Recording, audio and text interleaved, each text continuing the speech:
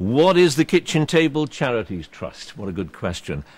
And maybe it's easier in a way to say what it's not. It's not a part of the great charity industry. And by that I mean it doesn't have a chief executive earning 80,000 plus a year. It doesn't have a great staff. It doesn't have fancy offices. It's never spent a penny on salaries and pensions and all the rest of it. It doesn't do a lot of the things that the big charities have to do. We've never spent a penny on advertising or marketing or promotion of any sort. Even so, we have managed to raise quite a lot of money over the last few years, and we've done an awful lot with it. And that really is what the Kitchen Table Charities Trust says to people. You make a donation to us and we will absolutely guarantee that that money will be used to help the very poorest people in the world, mostly children, and we absolutely guarantee that it will make a difference to a lot of lives. And what it won't do is enrich a lot of other people who frankly may not need the money in quite the same way. We put that money to good use. What are the sorts of things that we do? Well, we try to give people a chance of a decent life. And by that I mean, if you're a child born into a sub-Saharan African country, a dirt-poor country, maybe your parents have died from AIDS, you have absolutely no hope at all. You almost certainly won't be able to go to school, you won't get educated, you won't learn to read and write, you won't develop a skill. You will probably be malnourished. You'll probably die an early death. There's a very good chance that you'll get malaria and die a very painful death indeed. What we can do is transform the life of that child. And I really do mean transform. We can help them go to school. We can help them learn to read and write. We can make sure they get a decent meal in their stomachs. Even if they don't get 3 cracking meals a day, they'll at least have a decent bowl of porridge before they go to school, and they'll have enough food to be able to function, to be able to learn, and that's absolutely key. Things like mosquito nets and decent toilets. People tend to forget the absolute basics. A girl who's growing up will not go to school if she can't be reasonably certain that she can use reasonable toilets, not have to share them with boys, or not have to go into the toilets terrified of the mess that they'll be in. These aren't pleasant things to talk about, but they're so important. If a 13-year-old girl won't go to school for a part of the month because of the state of the toilets, she's not going to be educated. These are the basic things. They're the things that matter, and they're the things that really do make a difference to children's lives. Some children can't go to school quite simply, even in countries where there is a bit of state education, and there are primary schools run by the state, but you have to have a uniform to wear, you have to have a few exercise books and pencils, things like that. These people are so poor they can't afford even that.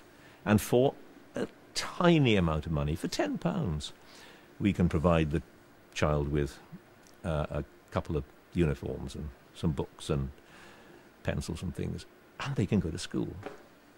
The orphan support programs that we help don't take children out of their villages, dump them in an orphanage and say, that's it now, you have become institutionalized. What we do is we encourage and enable people in that village to help those children. They may well go to a school that we support. They may well get fed at that school. They may well get the medical help that they need from that centre, but they will not be institutionalized. An awful lot of children leave home. They may be as young as 8 or 9 or 10. Maybe their parents have died. They may have been thrown out of their village. We've had a number of cases like this where, because the child's parents have died, often of AIDS, the village will regard them as in some way having been to blame. I know it sounds extraordinary, but it's true. They've been involved in witchcraft. They brought a bad spell on their parents. So the children leave their village. A lot of them will end up in the big towns, the big cities. And, of course, they have no way of surviving except by stealing or maybe becoming prostitutes. They'll often end up in jail. They will often simply die on the street. They're street children. They live and die on the street. They're the children we can help. The big difference, I like to think, between what we do and what some other charities do is we don't say to people, we think you need this. You need this shiny new skill. I like to think the difference between what we do and what's... I like to think that the difference between what we do and what some other charities do is we don't say to people in a village, you need this and we will provide you this. What we say is, what do you think you need? Tell us. And now we've been running long enough now for people to know about us, and we get a huge number of requests from people who say, for instance, we need a primary school. And then what we do is we say, okay, we'll provide you with the wherewithal to build that school. We'll provide the materials and so on, buy the land. But you put in the effort to build it. You get involved in that school.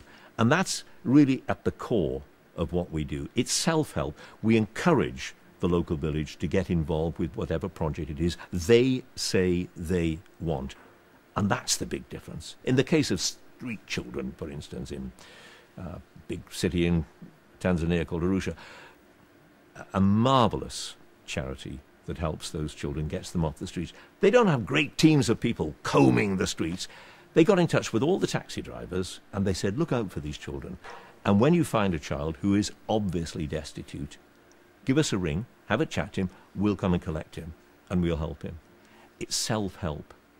We say to people, you want something doing, we may well be able to help you to do it, but you've got to put effort into it yourself. So we may give £2,000 or £3,000, we may give £10,000 to help. But the condition always is we will do it only if we are sure that you need it and you want it so badly that you'll put the effort into doing it. And by golly, it works. I think I can honestly say that we have changed the lives of many, many thousands of people. Children mostly, their parents, often widowed mothers. We've made life better, more enjoyable. Above all, we've given them a future. So if you can help us to do that at the Kitchen Table Charities Trust, my thanks to you.